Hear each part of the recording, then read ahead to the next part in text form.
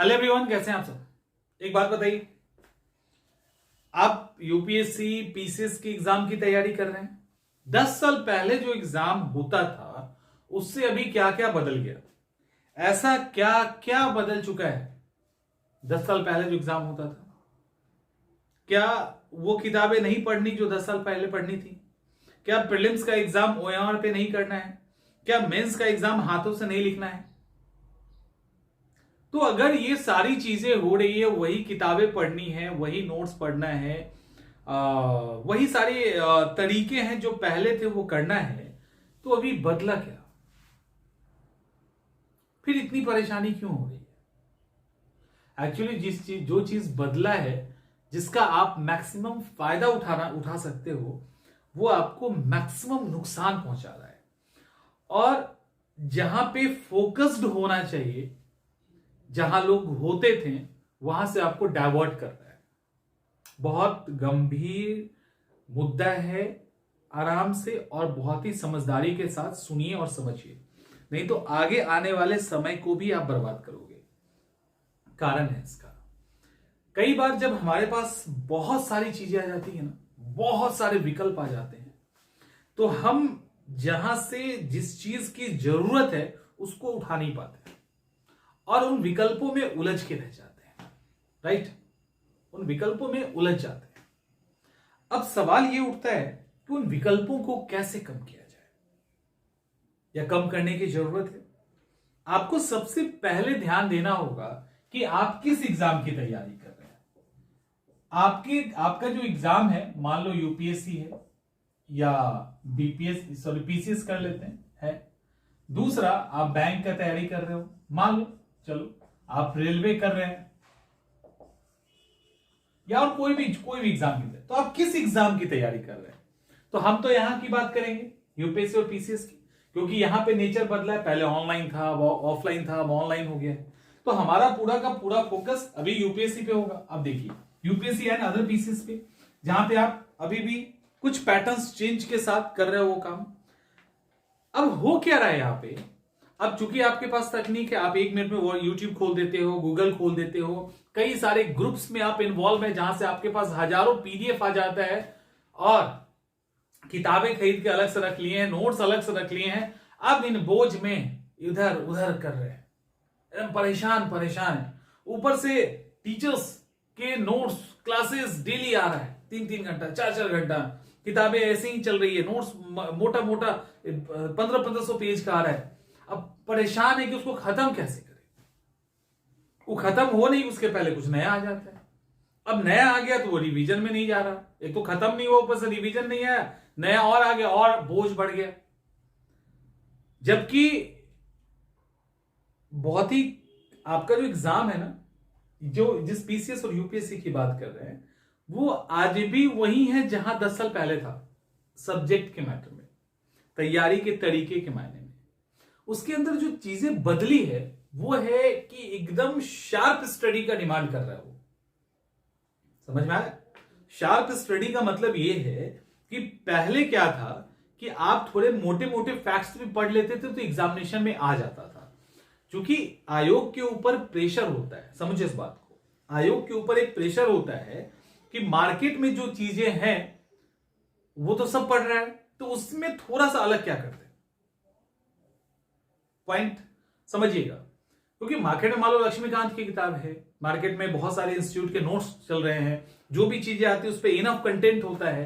तो आयोग का खास करके यूपीएससी के आयोग का यह ध्यान होता है। उनकी टीम मुखर्जी नगर भी जाती है और उनकी टीम करोल बाग भी जाती है, और वो वहां पे एनालाइज करते हैं कि क्या चीजें चल रही है, तो हम क्या थोड़ा सा अलग कर दें ताकि थोड़ा स्टूडेंट को परेशान किया जाए। अदरवाइज आप सोचिए कि स्पेक्ट्रम से, एनसीईआरटी से, बिपिन चंद्रा से, ऐसी किताबों से अगर डायरेक्ट सवाल आ जाए, कोई छोड़ेगा?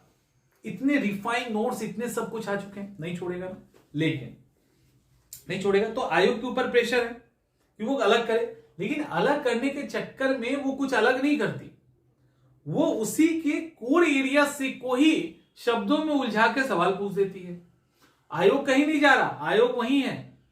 आयोग उसी लाइन में से 4 लाइनों को मिला के एक यूनिक लाइन बना देता है, कहानी खत्म। अब जब वो यूनिक लाइन बनता है तो हमें क्या एहसास होता है, अरे यार ये कहां से आ गया, ये तो बियॉन्ड जा रहा है, ठीक है, किसी किताब में नहीं देखा, जबकि वो हर किताब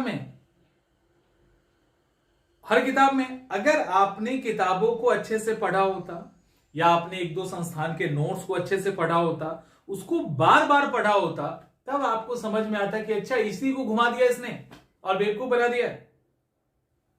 समझ में आ रहा है? ये चीजें होती वहां पे। लेकिन अब दिक्कत क्या है?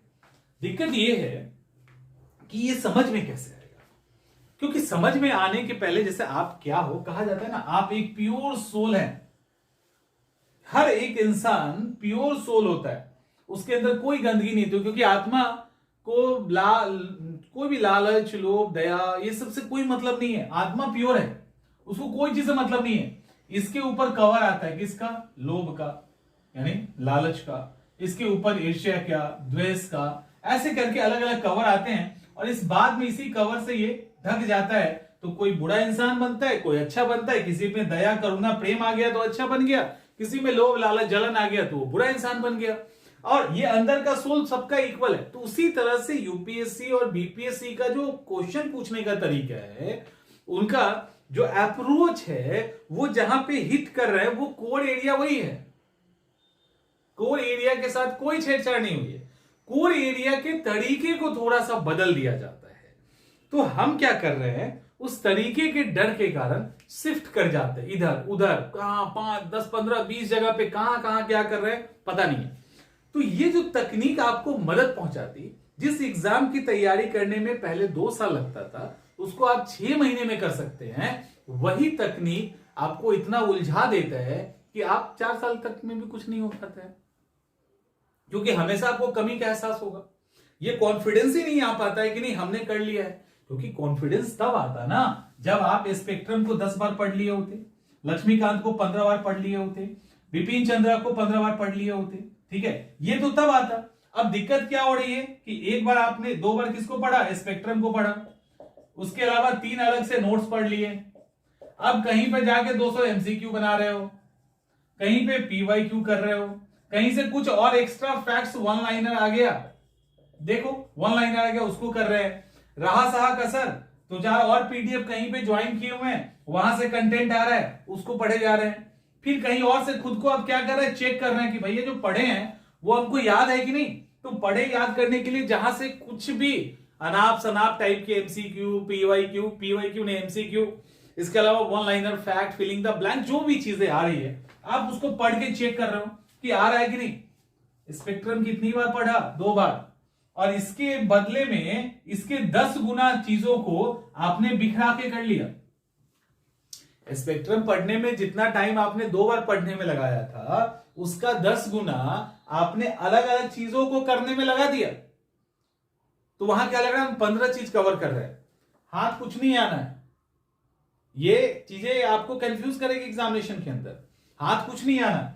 तो यहां पे जो आपने इसको पढ़ने में लगाया, इसी स्पेक्ट्रम को और 8 बार पढ़ लेते हैं, तो कम टाइम में आप 10 बार स्पेक्ट्रम पढ़ लिए होते, और 10 बार स्पेक्ट्रम पढ़ने के बाद जो आपके अंदर कॉन्फिडेंस आता, इतना करके नहीं आएगा वो। 10 बार स्पेक्ट्रम पढ़ते, सुनिए देखिए कैसे होगा। आप 10 बार स्पेक्ट्रम पढ़ते, कोई 2 इंस्टीट्यूट का नोट्स पढ़ते, पीवाईक्यू सॉल्व कर लेते, एमसीक्यू सॉल्व कर लेते, बस कहानी खत्म। इतना ही करना है, प्रीलिम्स में भी इतना ही करना है, मेंस में भी इतना ही करना है, बस इतना ही करना है, इतना ही करना है। क्या इतना ही हो रहा है? अब इतना क्यों नहीं हो रहा? अब इसमें देखो, अब आप कैसे तकनीक का सहारा लेंगे, टेक्नोलॉजी का सहारा कैसे लेंगे। अब इसमें से मान लीजिए कि आप कोई टॉपिक पढ़ रहे हैं, आपके पास कंटेंट नहीं मिल रहा उस तरह से, आपको लग रहा नहीं कुछ और एक्स्ट्रा हमको कंटेंट चाहिए। अच्छी बात है, जब आपको एक्स्ट्रा कंटेंट चाहिए तो आप उसी एक्स्ट्रा कंटेंट को आप देखोगे। जैसे मान लो कि आप स्पेक्ट्रम पढ़ रहे हैं और आपको लगता है कि मजदूर आंदोलन पे हमारे पास कुछ नहीं है, या कम्युनिस्ट पे वहां पे बढ़िया से नहीं लिखा गया है, तो मजदूर आंदोलन पे नहीं बहुत है, कम्युनिस्ट पे बहुत कुछ नहीं है, तो इस 2 टॉपिक को आप गूगल कर लो, यूट्यूब कर लो, जैसे कर लो, आप वहां से इसको पढ़ लीजिए। गूगल से कर लीजिए, यूट्यूब से कर लीजिए, जहां से करना है कर लीजिए, वहां से जाके पढ़ लीजिए। बंद कर दो, पढ़ के नोट करके बंद कर दो। उसके नीचे तो 50 वीडियो ऐसे होंगे। जो अच्छा लगता है, एक या दो से ज्यादा नहीं देखना है, दो से ज्यादा नोट्स भी नहीं पढ़ने गूगल पे। उसको पढ़ लिया, इनफ है। जो भी शॉर्टलिस्ट किया आपने, पढ़ लिया, अब ये आपका हो गया। इससे ज्यादा करना ही नहीं है, किसी सब्जेक्ट में नहीं करना है। आपको जो मेन फोकस करना है वो PYQ के एनालिसिस पे करना है। तो अब दरअसल इस जंजाल से बचोगे तब तो समझ में आएगा कि हमें करना क्या है। आप तो इस जंजाल में फंस गए हैं, और मैक्सिमम लोग फंस गए। उनको लग रहा है तैयारी बहुत अच्छा कर रहे हैं, हमारे पास इतने कंटेंट है, कुछ नहीं है, नहीं होगा उससे। और तो क्या ऑनलाइन या मतलब जो अवेलेबल मटेरियल है यूट्यूब पे, इंटरनेट पे, इससे नहीं हो सकता है? इसका जवाब भी नहीं है, इस बिल्कुल हो सकता है। लेकिन क्या आप वैसे स्टूडेंट हैं? जबरदस्ती वैसे नहीं बनाया अपने आप को। देखो, कई बार आप जो सुनते हो चीजें वो एज इट इज होती है, ऐसा नहीं है। उसके पीछे वो स्टूडेंट कितना मैच्योर है, वो कितने प्लानिंग के तरीके से, जैसे मैं कह रहा हूं कि हर टॉपिक पे 2 वीडियो देखना है, तो वो हर टॉपिक पे 2 ही वीडियो देख के बंद कर देगा। ऐसे करके अगर वो खुद को तैयार कर रहा है, उसको हर टॉपिक पता है। यहां तो मैक्सिमम स्टूडेंट को सिलेबस ही नहीं पता है। चैप्टर सिलेबस के अंदर जो सेक्शन है, सब्जेक्ट है, उसके चैप्टर्स ही नहीं पता है। और आप ऑनलाइन तैयारी कर लोगे यूट्यूब से, गूगल से, कैसे होगा? तो ये आप इस तरह से उलझिए मत। आप एक प्रॉपर वे में जो सब्जेक्ट आपके पास है, आप इतना जान लो कि जो एग्जामिनेशन में क्वेश्चंस पूछे जा रहे हैं आज भी वही पूछे जा रहे हैं। शब्दों का खेल आपके साथ खेला जा रहा है। तो उसके लिए किसी भी किताब को आप 8 से 10 बार जैसे ही पढ़ेंगे, वो कॉन्फिडेंस बिल्डअप हो जाएगा। उसके बाद थोड़े से नोट्स, थोड़ा सा PYQ और थोड़ा सा MCQ का तड़का लगा देना है। मेंस के लिए है तो कुछ मेंस के क्वेश्चन प्रैक्टिस कर लेने हैं, कहानी खत्म है। इतना ही करना है हर सब्जेक्ट में। और इसके साथ जब तकनीक जुड़ेगी बैलेंस वे में, तो जिस तैयारी में साल भर लगता था, वो तैयारी आपकी 3 से 4 से 5 महीने के अंदर हो जाएगी। अच्छी तैयारी हो जाएगी। तो बेसिक आपके पास जो चीजें हैं उसका यूज तो करो। मिसयूज करके खुद को क्यों नुकसान पहुंचा रहे हो? समझ में आ गया? मिलते हैं अगले वीडियो।